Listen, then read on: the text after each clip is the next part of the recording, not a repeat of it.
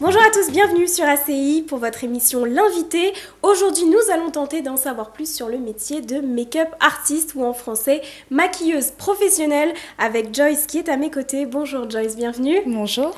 Alors expliquez-nous depuis quand vous exercez. Alors je crois que c'est plus une passion pour vous qu'un métier. En effet, donc dans le maquillage, ça va faire 2 ans aujourd'hui que je pratique réellement, que je suis sur des événements.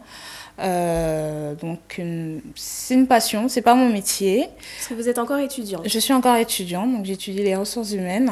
Qui n'ont absolument rien à voir. Absolument rien à voir, mais le maquillage c'est quelque chose qui me passionne réellement, étant donné que surtout en France, la femme noire de manière générale n'ose pas toujours se lancer vers le maquillage, et c'est quelque chose qui n'est pas encore dans les mœurs au niveau de la France. On a un peu un train de retard par rapport aux États-Unis ou à l'Angleterre, par exemple. C'est pour ça que moi, mon rôle, avec des petites vidéos, des photos, c'est de donner envie aux femmes de se mettre en valeur et de se sentir bien dans leur peau.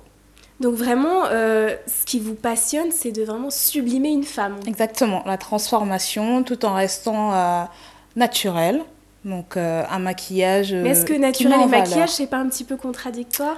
Absolument pas, parce que le maquillage, on va éviter les pots de peinture où vraiment on voit que la personne est maquillée. Mais il y a des techniques de maquillage qui existent aujourd'hui et qui font de manière à ce qu'on doute vraiment de savoir si la personne est maquillée ou non. Donc il y a vraiment, c'est un coup de main à prendre et c'est ça que j'ai envie de développer.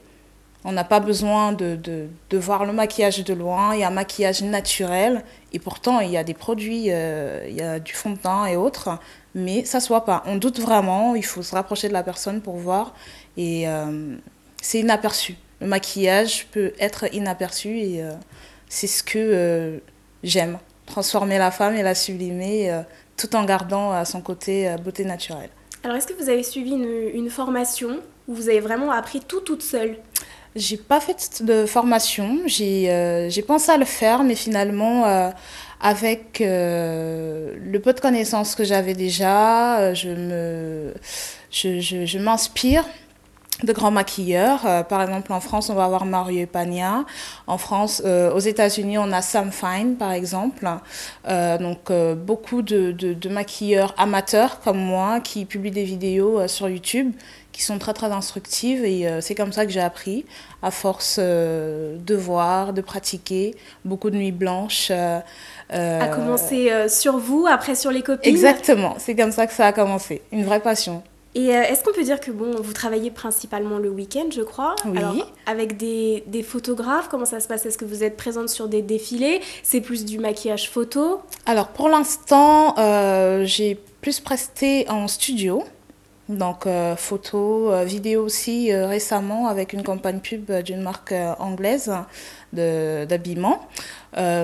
Spécialement pour la photo, j'ai fait quelques défilés aussi. Mais étant donné que j'ai très peu de temps pour pratiquer, donc je vais au plus... comment dire ? Je fais ce qui pourrait me servir plus. Les photos, je peux les garder et ça me permet de constituer mon book. D'accord. Et ces personnes-là qui vous demandent de travailler ne vous demandent pas un diplôme ou...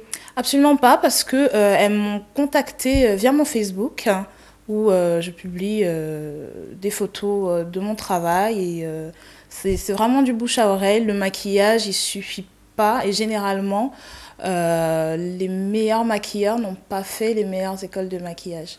Donc c'est un coup de main, c'est vraiment une passion. Quand on est passionné de maquillage, ça se voit sur le travail qu'on fait. Et je pense que c'est pour ça que je suis contactée par ces personnes. Et est-ce que vous continuez vos études parce que voilà, vous avez le sentiment que c'est un milieu quand même assez difficile ? C'est très difficile, étant donné qu'en France, c'est pas développé du tout.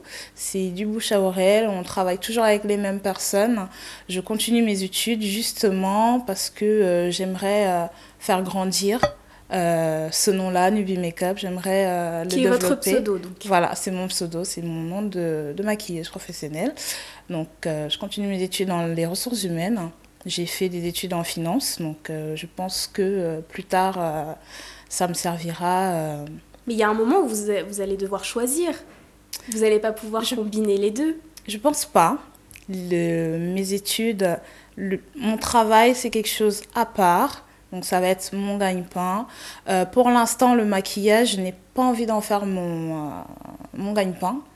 Parce que justement, je pense que je vais perdre cette envie-là de travailler. Je vais perdre cette passion. C'est pour ça que je préfère accorder le peu de temps que je peux, travailler sur des projets qui m'intéressent réellement et m'investir à fond, en fait.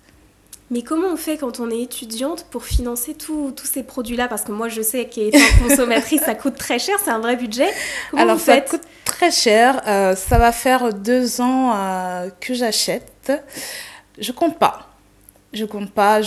Quand j'ai envie de tester une marque ou un maquillage que j'ai vu, j'achète. Je compte absolument pas. Si je commençais à compter aujourd'hui, je crois que Mais j'arrêterais le maquillage dans ouais, c'est l'immédiat. sûr. Mais c'est pas un Ça peu coûte plus très difficile difficile. pour vous? Parce que c'est vrai que quand on est reconnu et que c'est votre métier, on a souvent des avantages. On va dans des boutiques, ça coûte moins cher. Là, pour Euh, le coup, pour vous, c'est complètement différent. C'est non, comme pour si... moi, c'est différent parce que j'ai pas fait d'école de maquillage, Ouais. donc j'ai pas la carte de make-up artist, si vous voulez. Donc c'est un sacré Euh, budget quand même.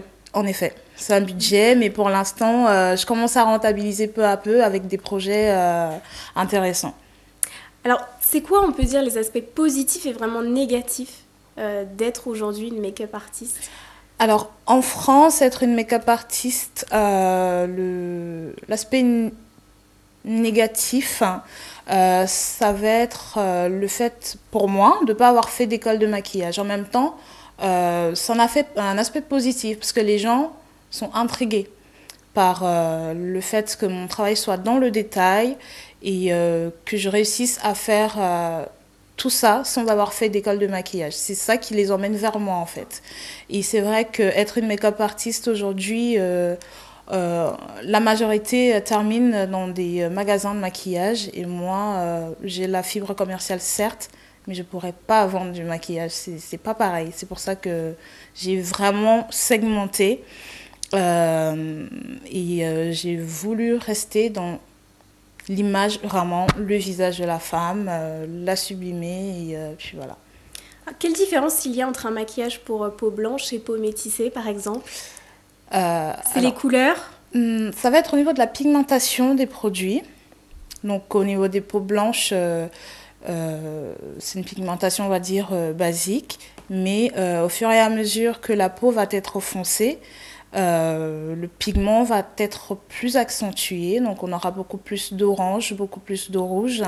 Par exemple, pour les peaux noires, le fond de teint, c'est quelque chose de très important. Il faut savoir le choisir parce qu'à la lumière, c'est là où on voit l'importance du pigment. La lumière capte le pigment et c'est là où le fond de teint il va ressortir gris ou alors orangé ou rouge. Ça dépend vraiment du ton de la personne. Mais comment vous savez tout ça sans avoir fait de formation? Ça m'étonne. Beaucoup de lecture et de la pratique. Bien sûr, au début, lorsque j'achetais mes produits, je me suis trompée comme tout le monde. Je fais aussi un peu de photos, donc avec un appareil photo professionnel, on voit tout de suite les défauts du maquillage. Donc voilà. Et vous travaillez principalement avec des photographes?